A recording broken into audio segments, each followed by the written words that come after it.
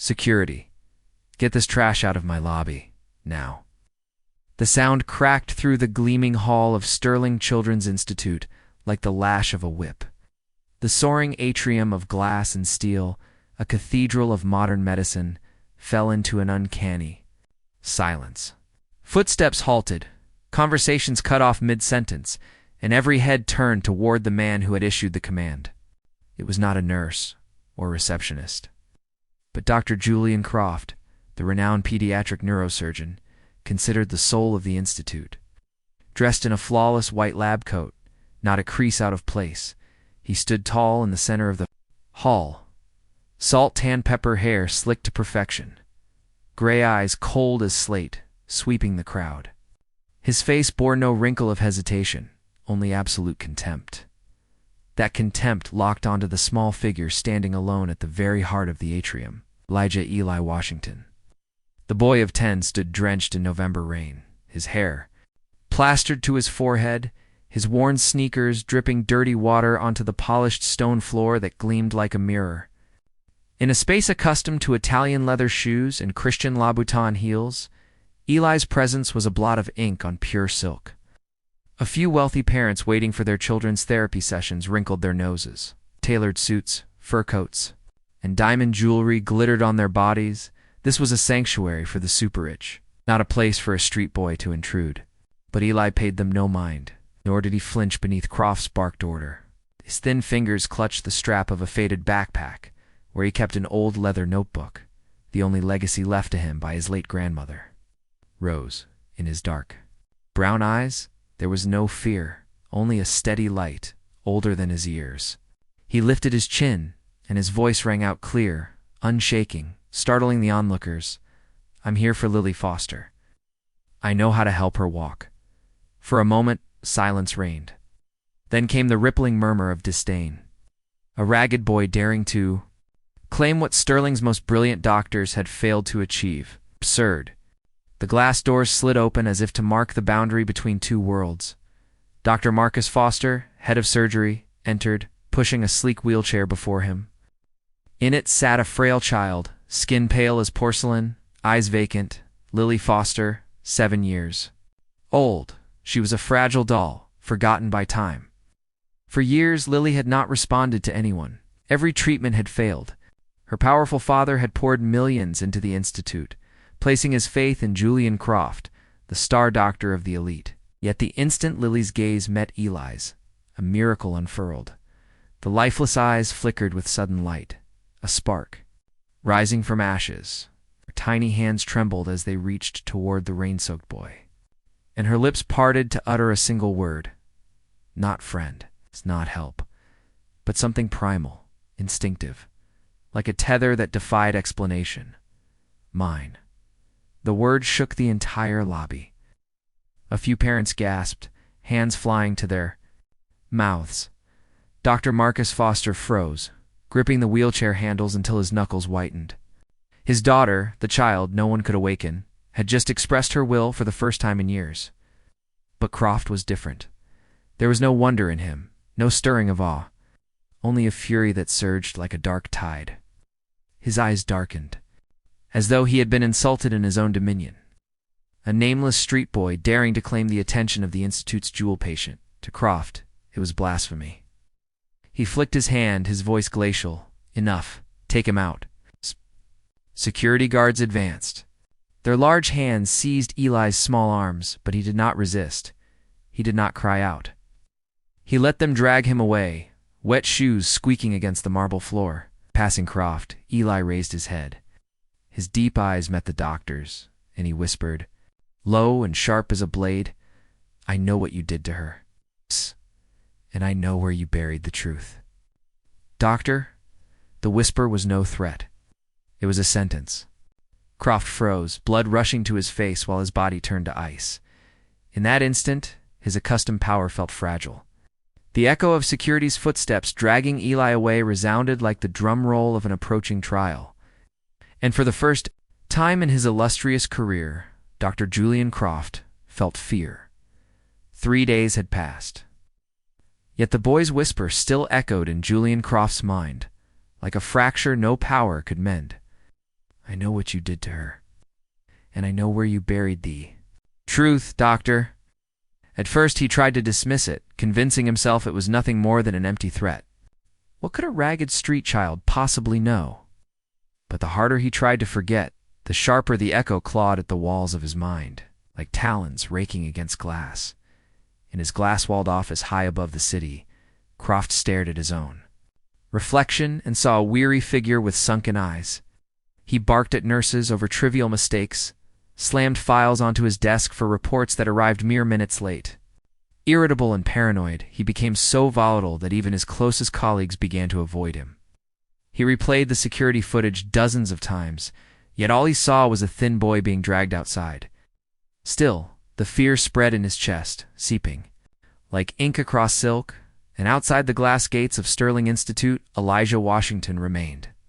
Each day, from dawn until dusk, the boy sat on the stone steps facing the lobby, silent back against the wall, backpack clutched to his chest. He did not shout. He did not try to force his way in again. He only sat. He only watched. It's dark.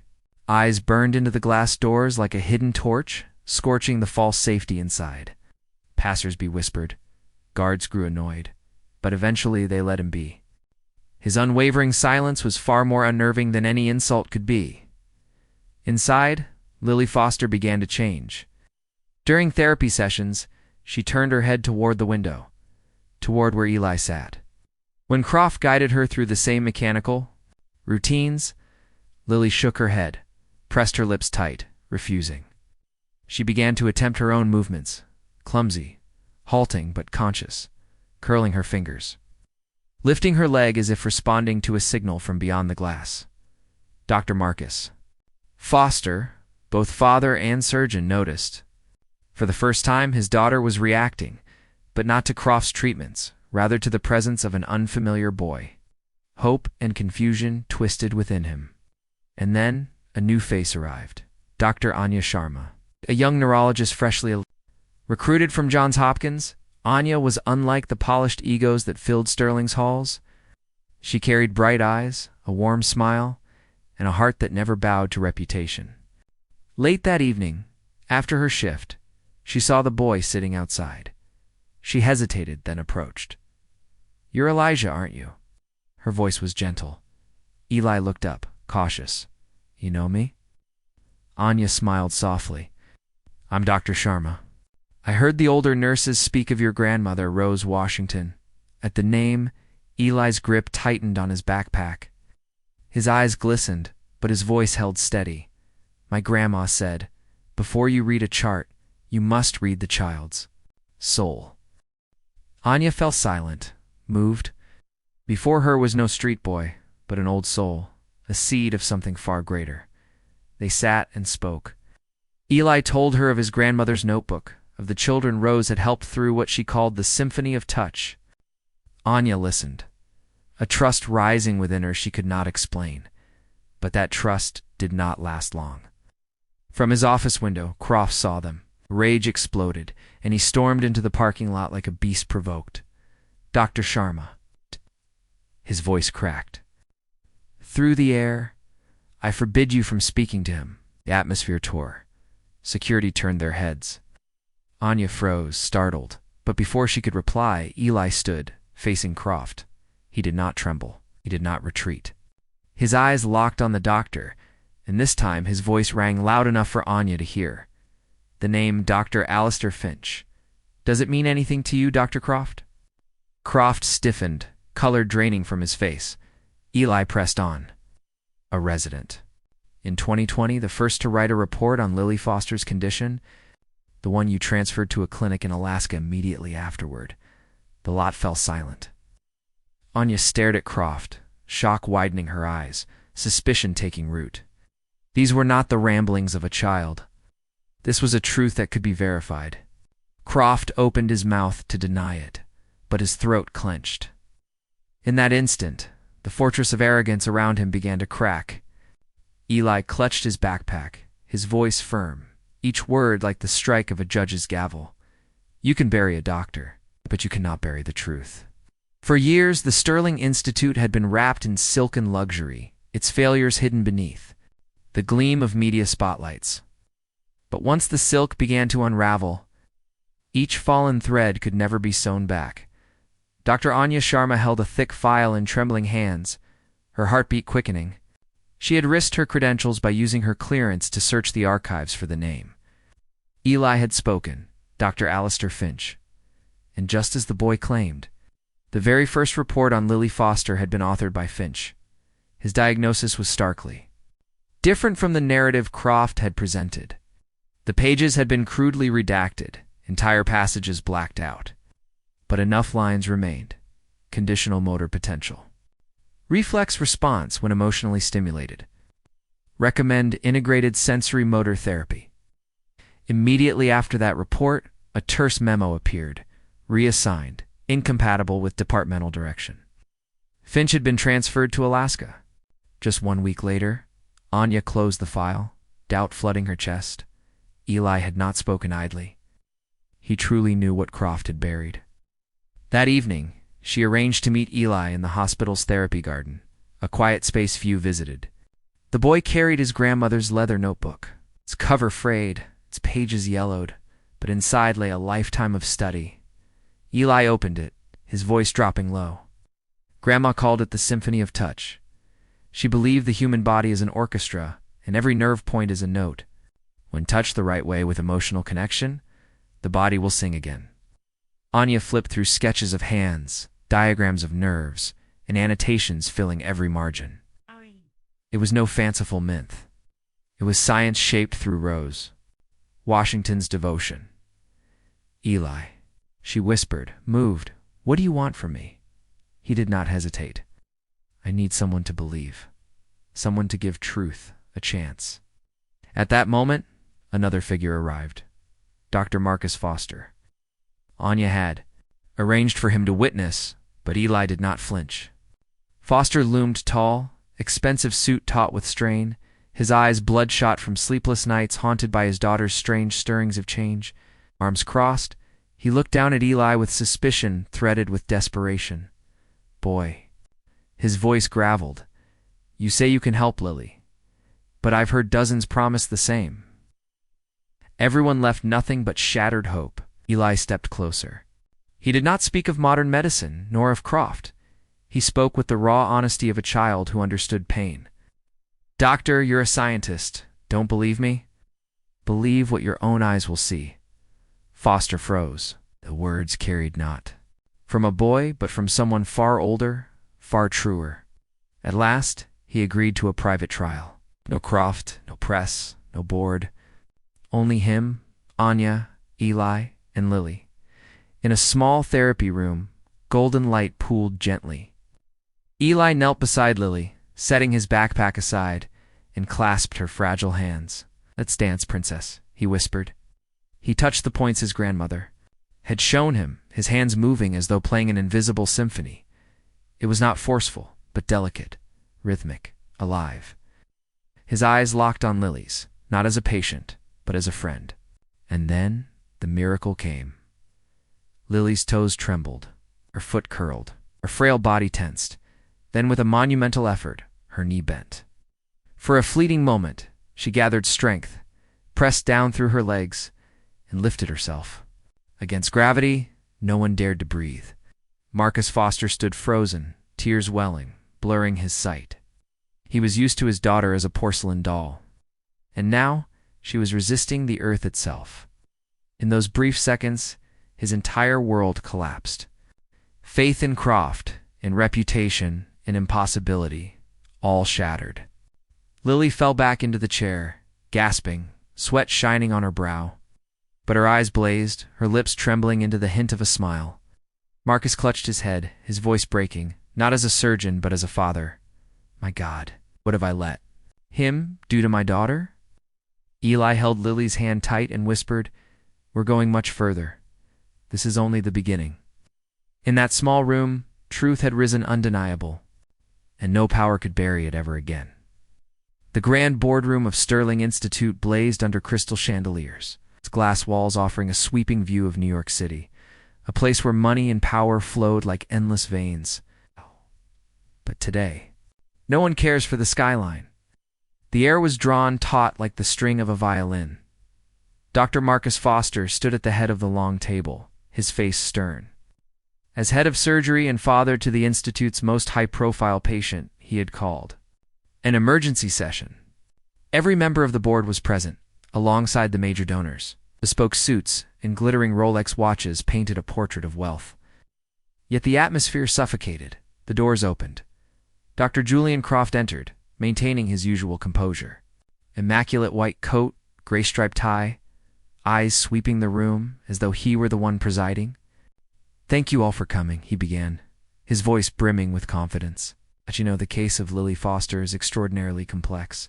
We have tried everything, but her neurological condition is irreversible. No method in modern medicine can undo it." Spoke fluently, weaving an image of himself as the lone figure brave enough to face the darkness of science.